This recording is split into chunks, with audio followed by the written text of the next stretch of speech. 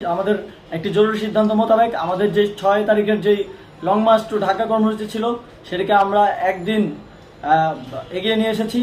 অর্থাৎ আগামীকাল 5ই আগস্ট সারা দেশের মুক্তিকামী জনতাকে ঢাকার উদ্দেশ্যে রওনা হওয়ার জন্য আমরা আহ্বান জানাচ্ছি।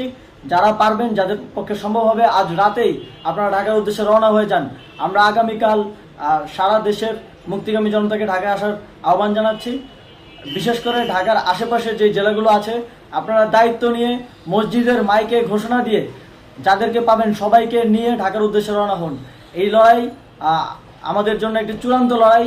আমরা চূড়ান্ত ঘোষণার জন্য প্রস্তুত, আমরা গণভবনের দিকে যাত্রার জন্য প্রস্তুত এবং সেই উদ্দেশ্যেই আপনারা সবাই ঢাকা আসুন। আমরা আপনাদের সবাইকে নিয়ে আমাদের চূড়ান্ত দাবি আদায়ে এগিয়ে যাব। আমি জানি না সমন্বয়করা আজকে রাতে বেঁচে থাকতে পারবে কিনা, কিন্তু আপনাদের উপর আমরা এই দায়িত্ব দিচ্ছি। আপনারা সবাই নিজ দায়িত্বে ঢাকায় আসবেন আগামীকাল এবং পরশু পরিস্থিতি বিবেচনা করে পরশু গণভবনের দিকে 4 দিক থেকে আমরা রওনা হব। আমরা খুব আতঙ্কের সাথে লক্ষ্য করছি যে ছাত্রলীগ, যুবলীগ এবং আওয়ামী লীগের গুন্ডারা পুলিশের অস্ত্র দিয়ে পর্যন্ত সাধারণ জনগণের উপর হামলা করছে। কিন্তু একটি সুখের খবর হচ্ছে সারা দেশের বিভিন্ন স্থানে সেনাবাহিনী ছাত্র জনতার পক্ষে দাঁড়িয়েছে।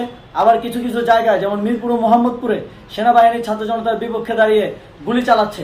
আমরা সেনাবাহিনীর প্রতি আহ্বান জানাতে চাই, আপনারা এদেশের নাগরিক এবং আপনারা এদেশের নিরাপত্তার দায়িত্বে আছেন, এদেশের জনগণের যানবাহনের নিরাপত্তার দায়িত্বে আছেন। আপনারা দেশের পক্ষে এবং দেশের জনগণের জন্য কাজ করবেন।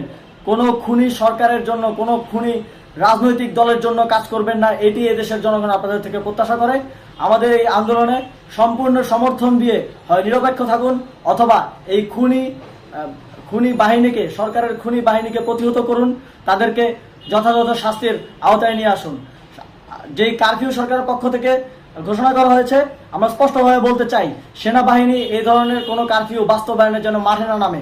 যদি মাঠে নামে তাহলে সেনাবাহিনী স্পষ্টভাবে অফিসিয়ালি জনতার বিরুদ্ধে দাঁড়াবে। আমরা চাই না সরকারের এই ষড়যন্ত্র সেনাবাহিনী পা দিক। সেনাবাহিনীকে জনতার বিরুদ্ধে দাঁড়ানোর যে ষড়যন্ত্র সরকার রচনা করছে সেটিতে সেনাবাহিনী পা দিবে না, এই বিশ্বাস আমরা রাখতে চাই।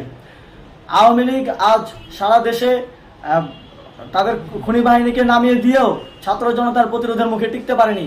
রাজপথের পরাজিত শক্তি হিসেবে তারা সেনাবাহিনী সহ অন্যান্য বাহিনীকে আমাদের বিরুদ্ধে কাজে লাগানোর চেষ্টা করছে।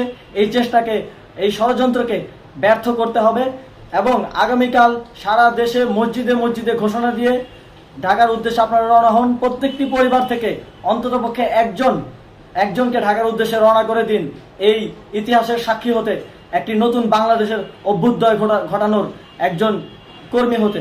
ধন্যবাদ সকলকে।